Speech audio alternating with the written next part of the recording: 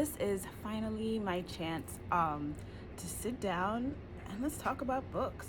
So if you're new to my channel, hello, this is Robin's Book Report. I usually will not sit down and do my makeup and talk about books. I'm not a makeup girl, but today is my birthday, so I decided why the hell not.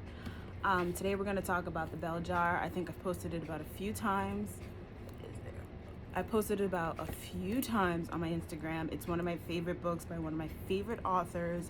I read it back in high school, and it's been a book that has stayed on my mind, has stayed on my mind for years. So first I'm gonna get started. Please know I am not a makeup guru. I barely know much about makeup. I know how to do my makeup, and that's as far as it goes for me. And I barely know how to do much of that. So we're just gonna do a little birthday little thing for me. My husband is taking me out. I don't know where he's taking me.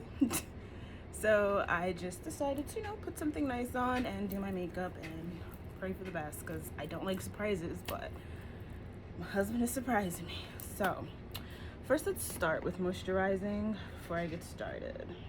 If you want to stay young, you gotta moisturize. And please, all you skin people, don't tell me how to put my lotion on, okay? This is how I've been doing it. I use collagen and I use hydrochloric acid. I don't even know. That's probably wrong. But if you get used to my channel, you'll just learn. I say things wrong all the time. I mean well, I'm not dumb, I promise. Sometimes my brain doesn't get the words out properly. So we're not gonna try. But yeah, so we're gonna talk about Sylvia Plath. I do have some notes. I think The Bell Jar is one of those books that make you just appreciative of the way mental health has grown. Because imagine you're not feeling well, and the easiest thing for them to do is a freaking lobotomy. Why would you, just because I'm not feeling well, I'm not feeling like myself, why the hell would I need a lobotomy, So, sorry. Oh, excuse me. So it's I read the book and I'm just like, man, if I was Esther Greenwood, well, I've been Esther Greenwood a few times in my life. And it's like, if I was her, if I was back then, I'd probably be a slave. But if I was back then in the 50s or whatever, they'd freaking give me a lobotomy so fast. And then it was so easy for people to give you a lobotomy. It was oh, she's not herself, let's take her to the doctor. And the doctor's like, yeah, give her a lobotomy. It's okay, ma'am, she doesn't need all that. She's not hurting anyone. And I don't even think lobotomies help anyone. But if you let her tell it, she'll say that the lobotomy helped her. But I doubt it.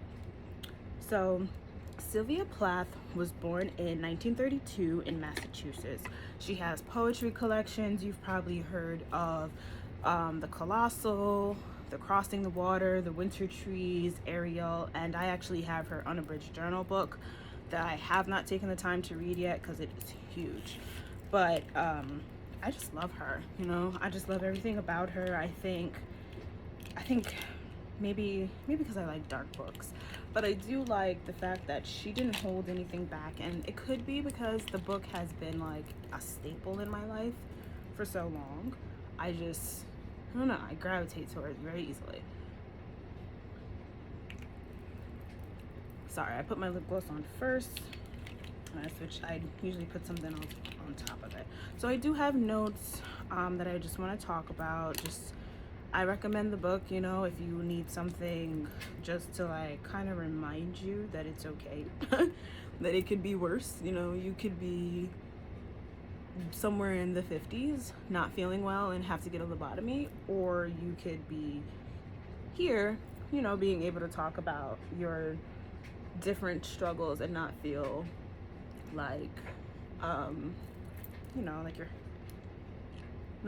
you're, what's the word I'm looking for? Being ostracized because you don't feel well. We all don't feel well some days. So it's for Esther Greenwood, maybe she just wasn't feeling well. And you'll see why, because this is a book. This is going to be a video with spoilers. I'll give a synopsis. If you are in high school and you come across this book, I just helped you out with your book report.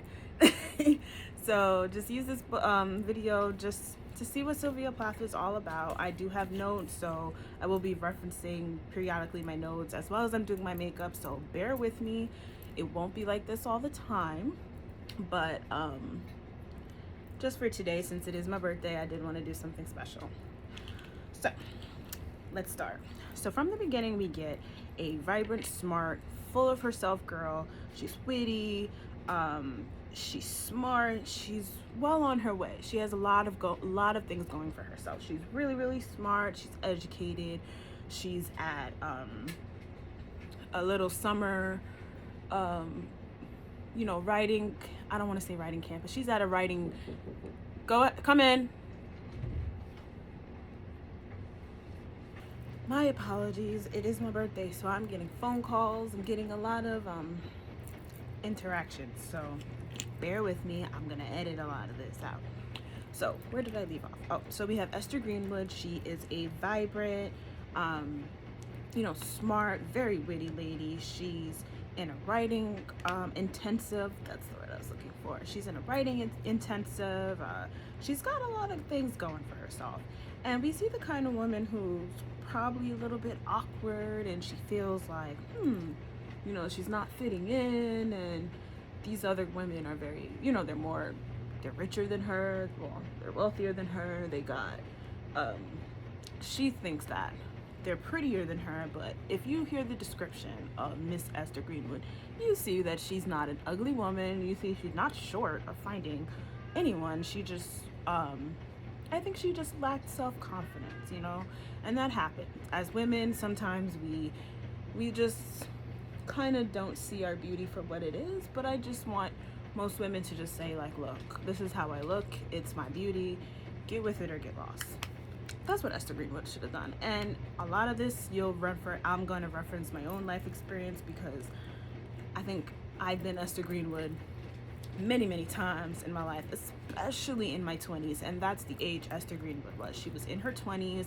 I think she was in her early 20s at that. So it's like, girl, she had her whole life in front of her. Like, she was putting a little too much pressure on herself. And if you're in your 20s, especially if you're 20, 21, 22, 23, 24, 25, because I am in my late 20s, almost 30, I want y'all to know, stop putting so much pressure on yourself. Like, just grow, and you don't need to do all of that. Like, oh my God, like, life is gonna happen. It's not gonna be what you think it's gonna be. Just prepare for life to just happen, So anyway, I'm sorry, I'm getting off track. I promise I won't have this boost, my little headset in next time, but I'm getting phone calls, and I knew that's like gonna happen again. So she is your typical college girl. She is rooming with one of her friends named Daisy, I believe. The names are gonna sometimes escape me because I read this book maybe like a month or two ago. I recorded a few different videos for this book, and I didn't really like how they came out, so bear with me. We have Daisy, which is her friend. Daisy seems like the type of girl that was just trying to get Esther to feel better about herself, and kind of just, just understand that it's okay to go out and meet boys and do fun stuff. They're in New York City, for Christ's sakes. Like, they could have done so much in New York City, and it was a different time. But, well, Miss Esther Greenwood wasn't really feeling it, and that's okay. She's an introvert. She likes her books, she likes her writing, and she's really smart. So, I'm sorry, they were in London, not Manhattan. She is not really into boys, I want to say, and I have my theory on why she wasn't into boys, but I'll save that for another video. But she just wasn't into boys, and I think that that's okay. Like, you don't have to be into boys if you're not into that, even if you aren't necessarily a part of the LGBTQA+. I'm probably messed that up. Trust me, I'm an ally. If you're not someone who's a part of that demographic, or maybe you're just not into boys, and you don't have to be. Like, she was focused. She wanted she wanted to get into a very, very prestigious writing job. So it's kind of like she had her mind focused on other things. And that is perfectly fine if you're in your early 20s and you're very determined. Listen, more power to you. Like, take your time, you know. You don't need to be a boy obsessed. Like, it's not the end of the world. Contrary to popular belief, it's not the end of the world. They come, they go, literally. And just chill. Like, she was pressuring herself. Like, that's a lot of what you're gonna notice in this book. She was pressuring herself so much. Like, she wanted to just impress. I don't know who she was trying to impress, because it seems like she didn't even really interact with people, but she just wanted to impress herself. She felt like she had to find the boy right then and there and fall in love and do this. Like, she way too much pressure. And let's be honest, like, in our 20s, sometimes, especially back then, society was completely different. It wasn't like now, where women are more free, women are more able to do different things with their lives. They're not looked upon, well, they are looked down upon if they're not married per se, but society is more forgiving towards women who don't want to be married, who maybe that's not in their cards right now. But back in the 50s and the 60s, unfortunately, it wasn't like that, and that's what was plaguing Miss Esther Greenwood. She has a lot of burning questions in the beginning of the book, in the beginning series. She is just like I said, she's very, very focused on, she's very, very focused on, you know, marriage and her career and boys and dating and what she looks like, in the eyes of others. Like, which is fine, you know, we're in our 20s, that happens, but she is just like very, very hyper focused. I messed that up. She's very, very hyper focused on it. This is where we begin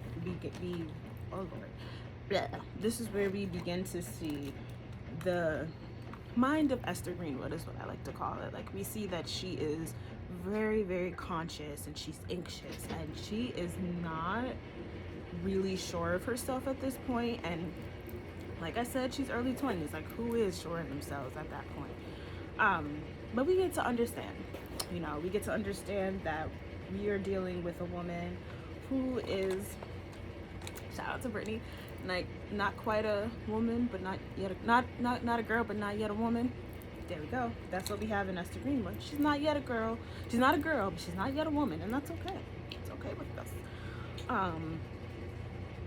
And it's like she never had someone that was like, you know, oh, it's okay, don't worry, like, you don't have to, oh boy, that's a lot. I'm gonna make this work. You don't have to worry, you don't have to be, you don't have to, like, be this person, like, you could chill, like, relax, everything's gonna happen for a reason. No, she doesn't have, like, that type of crew, if you know what I'm saying. Like, she doesn't have someone to be like, it is okay, like, everybody is hyper focused on themselves, and that's okay too. But I feel like she needed that. Like, she needed someone to just be like, girl, chill out, like, it's not the end of the world.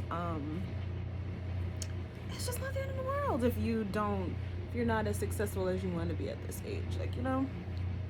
And she just didn't have that. So we get to the mid part of the book. Well, I call the mid part of the book is like chapters 6 to 15, where we start to see the decline in Miss Esther Greenwood. We start to see that those plaguing thoughts are starting to ravish her. They are starting to cut into her everyday life. She can't focus, she can't enjoy things, because she is so hell-bent on this idea of being a woman that she has, that she, you know, I won't say she made up. Society at that time probably pushed a lot of that nonsense, but she is like hyper focused on it. And poor girl, we start to see the mental decline. And this is where I start to say, like, therapy, please. If you aren't feeling like yourself, if you're feeling down and out, and perhaps you don't have someone to talk to, I beg of you, okay, go to therapy. Like, it is one of the, like, I don't even want to, like, one of the greatest things I did in my early 20s. Yeah, I'll say it. It was one of the greatest things I did in my early 20s. I went to therapy a few times in my life, but I didn't take it seriously until I was like 24. And that's when life was kicking my butt at that age. So I had to learn to talk to someone other than my mom, other than my friends, because those are sometimes thoughts that you're embarrassed. Like, you don't want to share with anyone, like, you don't want to talk with anyone, you're just hella embarrassed.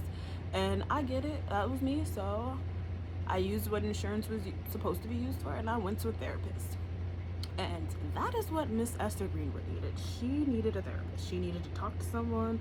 She needed to just talk it out, because it just seems like she was in her brain the whole time, and she just needed someone to remind her, like, girl, it is okay, like chill out, you know. But she just didn't have that, and it kind of messed with her, because she just had no one to turn to but herself.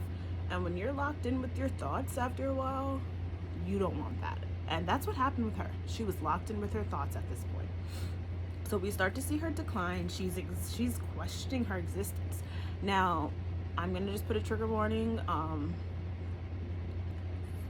You know, is in this book. I don't want to say it because I don't want my video to be taken down or anything. But she talks about this. She is questioning her existence. She doesn't know why she was born, and she's just not happy with herself. And this is all things that she is just creating in her mind, which is why I say she needed to talk to someone. She needed to talk to someone so they could have been like, girl, listen, you're here for a reason. Like, don't try to kill yourself. Oops, don't try to do that. It's okay. Like, things happen, you know, it's not the end of the world. But she didn't have that. And she also didn't open up and with her feelings, which was also a lot of, you'll see is an issue. Because if you don't open up, how is anyone going to help you?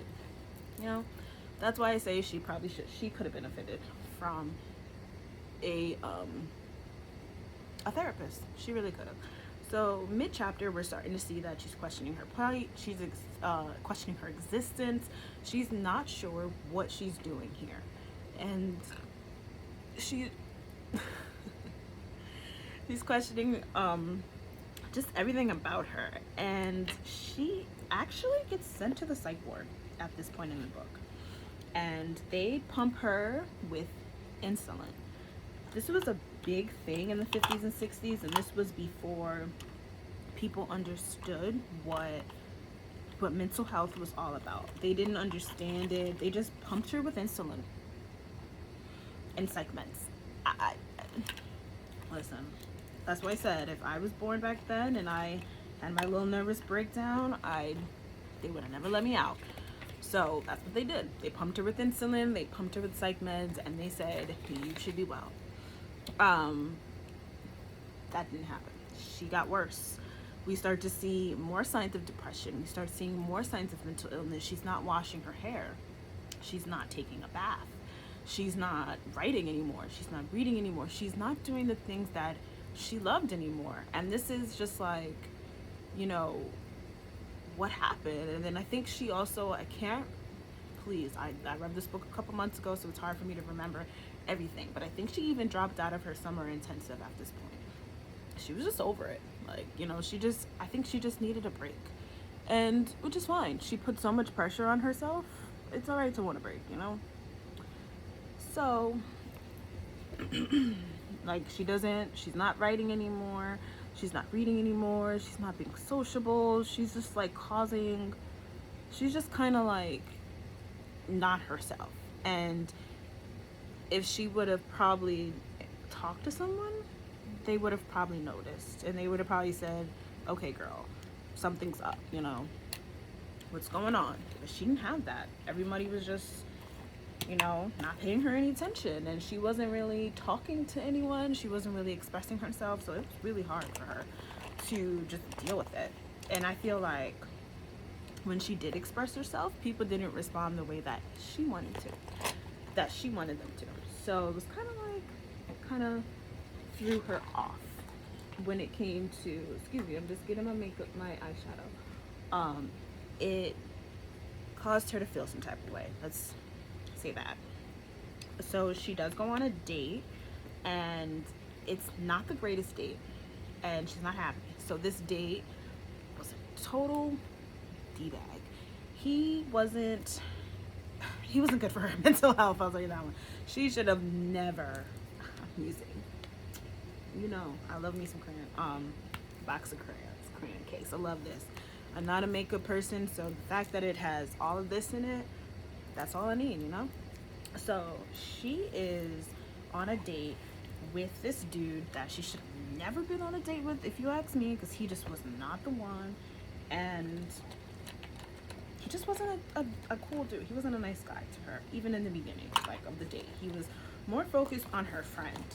And let me tell you something, girls. If you go on a double date and the guy that is your date is more interested in your friend, leave. If you see him talking to your friend, if you see him more interested in your friend, take the high road and leave, because it's not going to get any better. It's really not. So take that, for what it is, and get the hell out. That's how I see it. But Esther Greenwood was like that too. She noticed. She wasn't really feeling him anyway.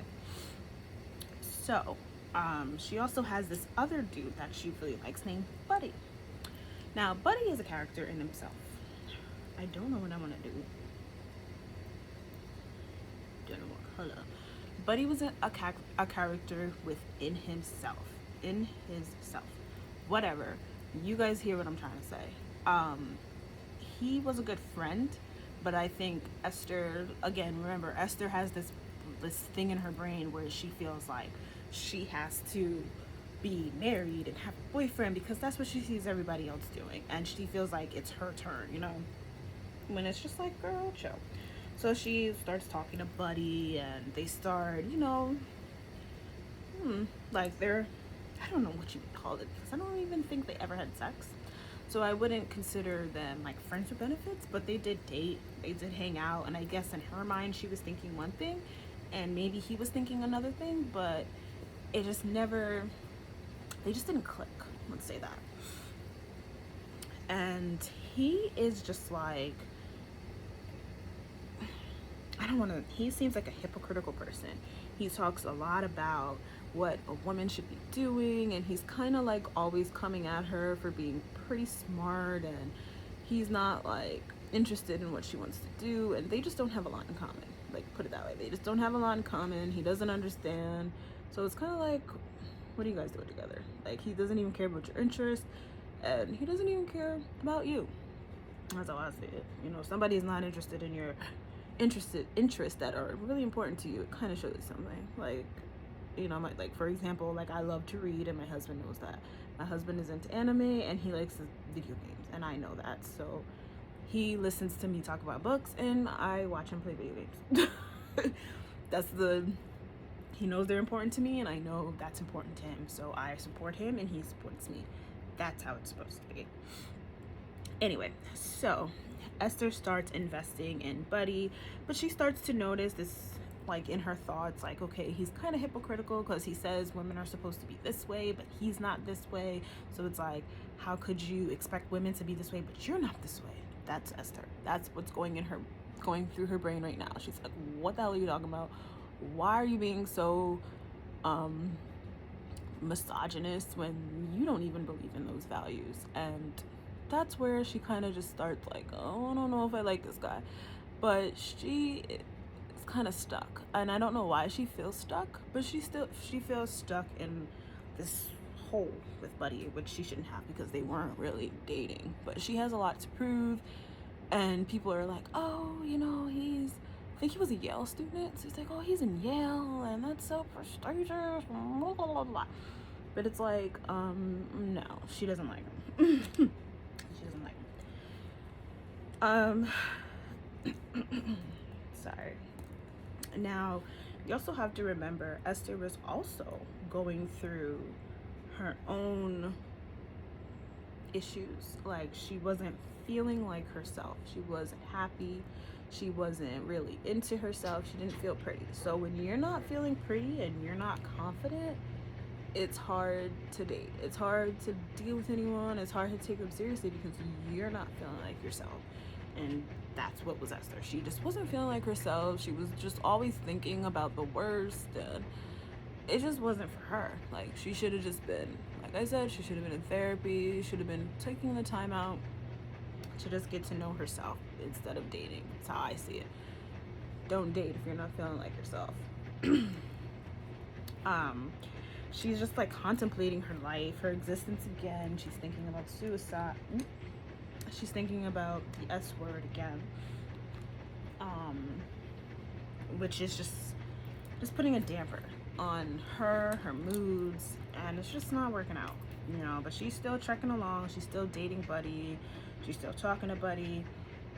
She's trying. She's really, really, really, really trying to make this work with him, because she has this thing in her brain where she thinks that they gotta be together. So Buddy is not really realizing the difference between Esther, because let's face it, he doesn't care. Like, he just doesn't care. Like, he's just there for a good time. I don't think he was there for a long time. Just gonna add that again. Please don't take makeup advice from me. Don't ask me how to do things. I don't know what I'm doing. I know how to make this look pretty on my face. I don't know, like, if I'm doing it right, and I don't care, because I know it's gonna look good. So listen, that's all I care about. I don't even know if I'm using the right brush, but it's working out, you know. I think I put too much on this side. Oh crap. Ooh, Lord. Whatever, I'm gonna make that work. We're gonna make that work. So, oh yeah, so back to Buddy. So at this point we get Esther. But we get Esther just thinking, you know, whatever, he's Mr. Right Now. He's good for right now. That's what she's thinking. I could deal with this for right now. And, you know, we all have those in our 20s, but you have to understand, if you're picking someone for just right now, that's Mr. Right Now. He's not someone you take serious at this point. And please excuse the laundry, because me and my husband are renovating. So I'm in the laundry room doing all of this. So I can just stay out of everybody's way. Oh my god, side note. These motherfucking brushes this whole time. I don't know if you can see it. It says blending brush. I didn't even know this was a blending brush. But this is what I was gonna use to blend anyway. Didn't even fucking know it. I didn't know it. Okay, back to Esther and Buddy. So she's at the point where she's like, oh, Buddy, close enough. I could deal with it. He's a doctor. He went to Yale. He's doing all these good things with his life. He looks like good enough for me. Told you, it's gonna be a lot of cuts and interruptions. So back to Miss Esther and Buddy. So at this point, you can say like they're kind of dating. They don't have any passion. There's no passion between them. They don't really like each other. They're just kind of there for right now, with each other for right now. He sees that she's smart, you know, she's young, blah blah blah. So he takes that, you know, takes that and runs with it. No problem. She's smart. He's older. He's, you know, educated. He's educated. He has a lot going on, and Esther sees that, so that's what she goes with. They start dating. But it's not really like, you know, any passion driven, so there's not much that we hear about them dating in the book. She doesn't really like talk, like she talks about it, like Sylvia talks about it in the book, but there's nothing special. Like, there's no burning passion, there's no, oh, he changed my life and I love him so much. It's none of that. It's just kind of like, yeah, this is who I end up with. So I'm gonna take it, you know. That's what I see it. Oh, that's actually kind of pretty. I know what I'm doing a little bit. I don't know what I'm playing. Anyway, so they're at this point where they're dating. They go on a ski trip. Now, this is the trip that takes a trip for the worst for Miss Esther. We don't know, like, at this point, we don't know if maybe the fall triggered something in her to make her even more depressed, but she was already there, and this was like the trip that takes the cake. Like, she's just not having it. So they go on this ski trip, and of course, she's in her thoughts. She's not having fun. This isn't what she wants to do, but she does it anyway, you know, all that good stuff. But she's just not feeling it. She's not having fun. But she goes, you know, because that's her man at the point. She's just gonna go for him.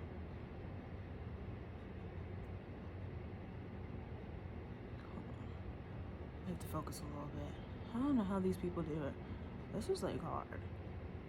To talk and do your makeup? Like, what? I don't even know if this looks right. It kind of looks right.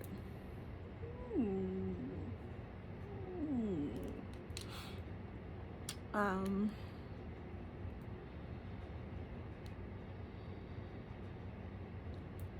Oh. So I left off at the ski part.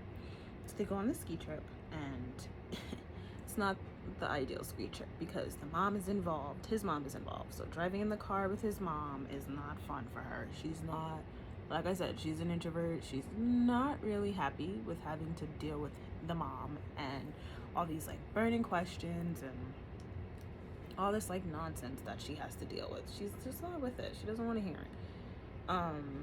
So they're in the car with the mom, and the mom and her are talking, and you know how moms are, mother-in-laws are, when they try to like get involved in the son's relationships. So that's where the mom comes in, and Esther's just not having it. And once they get there, he persuades her to try something new once they finally get to the ski resort. I've never been skiing. I wouldn't try it even if that was offered. I probably wouldn't try it because I know I'm not good at stuff like that, so I just wouldn't try it. That's just my opinion. I'm probably gonna hurt myself if I tried it. And we see Miss Esther, that's what happens to her. She hurts herself. She goes down this slope, and it's the first time she feels free, and then what do you know? She breaks her leg. And that's not something you want when you're already not feeling like yourself, because now you're bedridden, and she has to sit with her thoughts for a while at this point. So she breaks her leg. She's just like not happy. She actually is mad at Buddy at this point. Instead of just saying, oops, I fell, I made a mistake, she takes her anger out on Buddy. And at this point, it's not Buddy's fault. You can't ski, lady. Like, it's not his fault. But in her brain, she's like, well, I can't ski, so like, why did you bring me here? But it's like, you didn't have to. But also, we have to also remember that Esther is very people-minded. Like, she cares what people think about her. So I guess in her brain, this is not in the book, this is just, critical thinking, I guess. She feels like she just has to do it because everybody else is doing it, and that's not true. She didn't have to do that. So she's bedridden. She's living at home with her mom at this point, and she's not happy. The story progresses, and she's still kind of dealing with Buddy, but not exclusively anymore. She goes on another date with her friend Doreen, and like I said in the beginning, if you go on a date or a double date with someone, ooh, ouch, that hurt.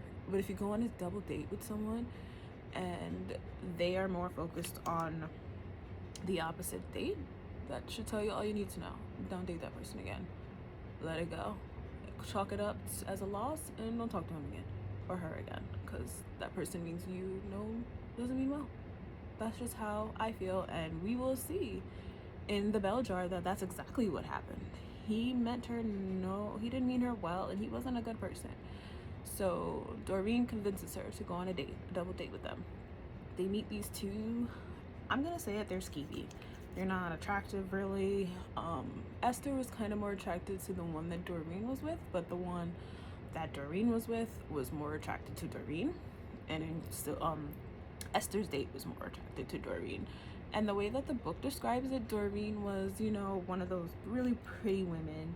I kind of think like The Notebook, like Rachel McAdams' character, who's just like extremely pretty and proper. That's how I think of Doreen, just like really pretty.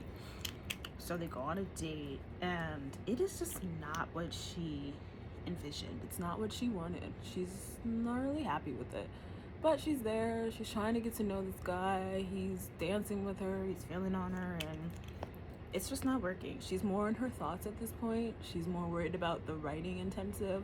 Oh, I forgot to add, she did apply for this like really prestigious writing school, I want to say, but she doesn't know at this point if she's in or not. So she's kind of worried about that. She's more focused on that. She doesn't really care about this guy, but you know, she needs something to do. She was feeling kind of depressed after the whole ski incident, so she's just like, yeah, let me go on a date, you know, let me try. So that's what she does. She's on this date. She's not really happy. She doesn't know if he's wealthy, but he's kind of pretending he's wealthy, and she's not really feeling it. Like, he's just not her cup of tea. He's not that smart. He's kind of rude. Doreen's having the time of her life. Like, you know, Doreen is like, wow, you know, this guy, oh my god, you know, that's the type of girls Doreen was, and that's fine. We all, introverts have a thing where we get friends that are extroverts. That's always what happens. Oh, we always get we find friends that are extroverts all the time, and it's like, whoa, lady, you have so much energy, like, I'm down. But you know, Esther loved her some Doreen, and that was her friend. So Doreen's having the time of her life. They're having fun. They're dancing, and you also have to remember, Esther's friends or acquaintances does not know that she is depressed. They have no idea what's going on in this girl's brain. They have no idea that she contemplated at all. So they have no idea how to, like, what's really going on with her. And you know, you can't fault your friends if you don't say anything. How are they supposed to know what you're going through? They have their own lives, so how are they supposed to know? You know, how are they going to know what you're going through? So at this point, they're at this party, and Esther's date asks to go privately somewhere with them. At this point, you know, Esther's like, I don't want to, but whatever, I'll do it. So they go out privately, and he starts badgering her about, like, her, you know, sexual history and, like, everything that she's done with her life. And he's just a douchebag at this point. Like, he's not the one. So she fights him off, like, yells at him or whatever. And he does try to push himself on her, but she pushes him, and he pushes her back on the floor, and that's when he says, oh, I wanted your friend anyway, and all this mean stuff that he didn't really have to say. He could have kept it to himself, if you ask me, and just let her go. But you know, some people can't handle rejection. Like, they just can't. So there's that. Like, he pushes her, he hurts her, she runs. You know, she left her purse and all that stuff. She just needed to get the hell out. And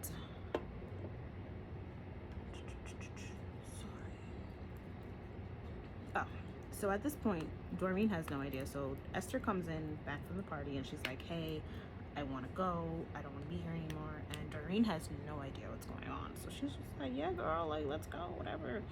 Come to find out, Doreen wasn't even happy with her date anyway. So she's like, girl, you didn't say nothing but a word. I was ready to go.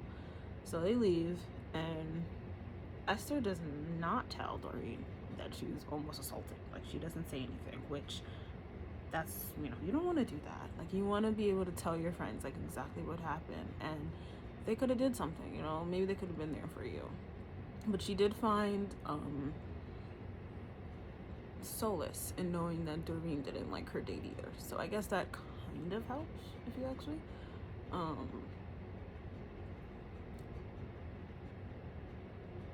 Do we like the slip? Do we?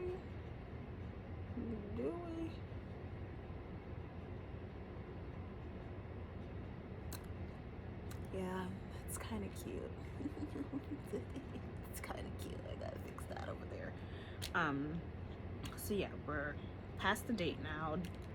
Doreen, they're in the car, they're on their way home. She doesn't talk about it, but she's just like kind of over it.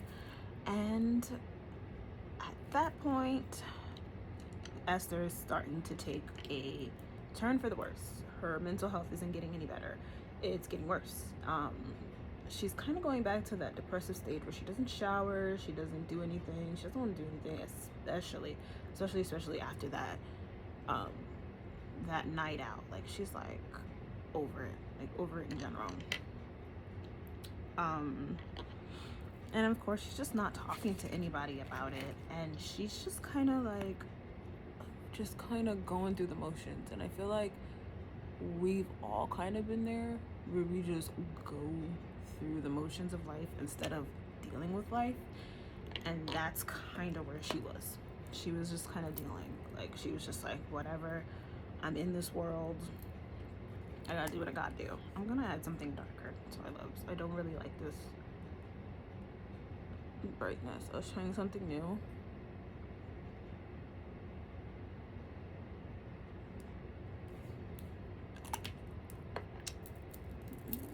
I don't know.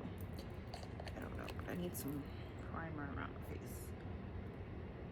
So yeah, so that's what we get at this point.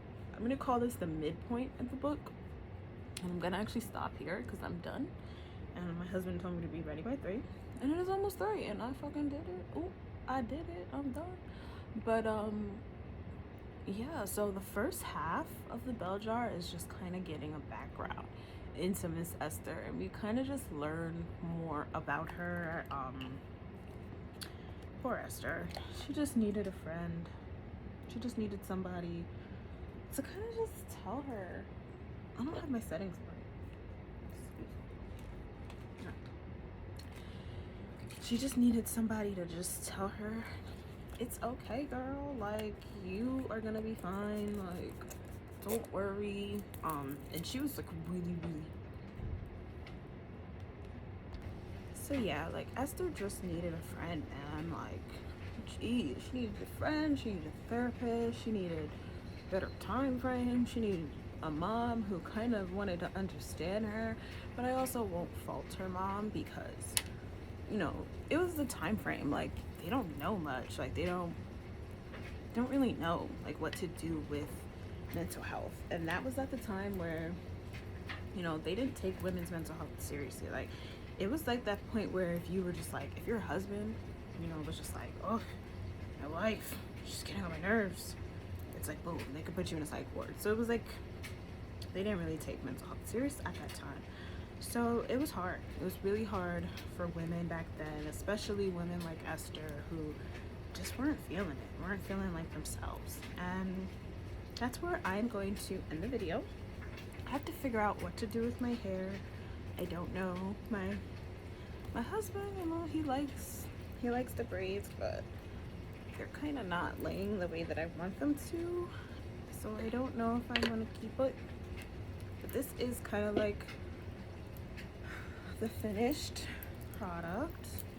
I think I did a good job. I haven't done my makeup in a long time, so it's like me actually sitting down and doing this was kind of actually fun. And the fact that I talked about like a little bit about my favorite books, it was cool too. I liked that.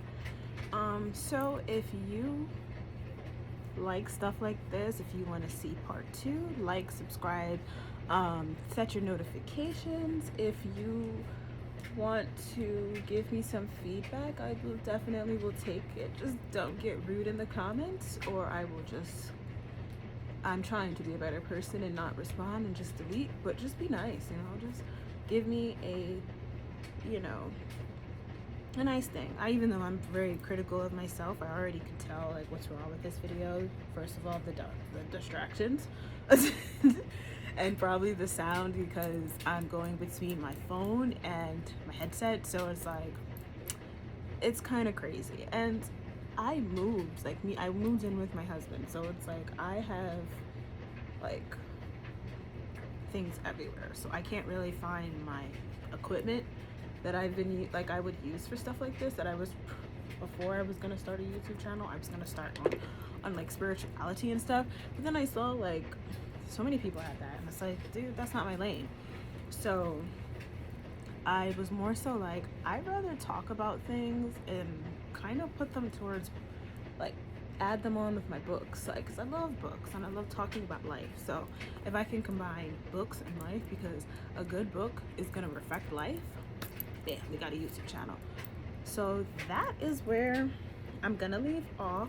Like, comment, subscribe, set your notifications on for part 2, where we delve more into Esther's time at the psych ward, what actually led her to the lobotomy, and have some fun. So I hope you guys have a great day. Shout out to all my Virgos. If your birthday is today, happy birthday, and I will see you on the next video. Bye.